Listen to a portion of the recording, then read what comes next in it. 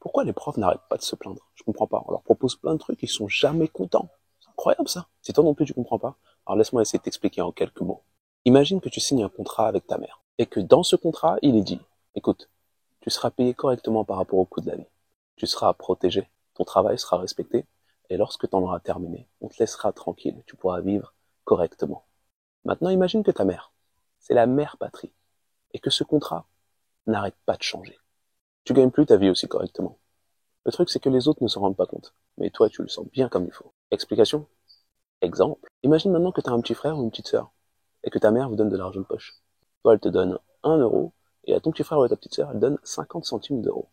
Et qu'une baguette coûte 1 euro. Toi, tu as assez d'argent pour acheter une baguette entière, tandis que ton petit frère ou ta petite sœur ne peut en acheter qu'une moitié. Évidemment, tu partageras avec lui parce que t'es pas un crevard. Mais là n'est pas la question. Imagine maintenant que le prix des matières premières augmente, et que le boulanger est obligé d'augmenter ses prix. La baguette, maintenant, au lieu d'1 euro, elle coûte 1,10 €. Et que ta mère rajoute gentiment 10 centimes sur l'argent de poche de ton petit frère. Mais que toi, elle t'oublie. Non pas parce qu'elle n'a pas les moyens, mais qu'elle sait comment t'as été élevé. Normal, c'est elle qui t'a élevé. Et qu'elle sait très bien que tu diras rien du tout. Hmm. Et bien maintenant, toi, tu peux plus acheter de baguette entière. Tandis que ton petit frère, il peut toujours acheter une demi-baguette, et en plus, il lui restera 10 centimes. D'un coup, t'es pas devenu plus pauvre, mais t'es devenu moins riche. Donc la première promesse est rompue, clairement. Quant à la seconde, je crois qu'une certaine actualité se passe malheureusement de commentaires. Là aussi, ce qui est sournois, c'est que les autres ne se rendent pas forcément compte de la violence qui est exercée sur toi. Mais toi, tu la ressens bien. On pourrait parler des heures de l'obsolescence du troisième terme du contrat. Des heures, comme celles non comptabilisées dans les semaines de travail des enseignants. Préparation, correction, réunion. On pourrait lancer un slam révolution si je me penchais plus sur la question.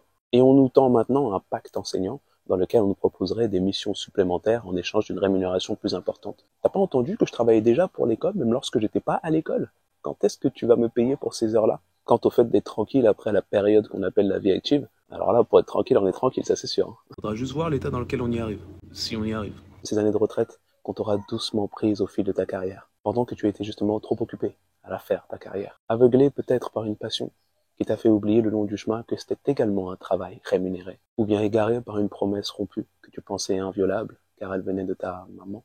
Pourtant, on t'avait bien dit que t'étais essentiel. Si tu n'as toujours pas compris les raisons qui font éprouver à certains enseignants un malaise, pour ne pas dire une fracture avec leur métier, je t'invite à considérer cette question. Que ressentirais-tu si tu avais le sentiment que l'être que tu considères le plus au monde, ta mère, ne tenait pas la promesse qu'elle t'avait faite?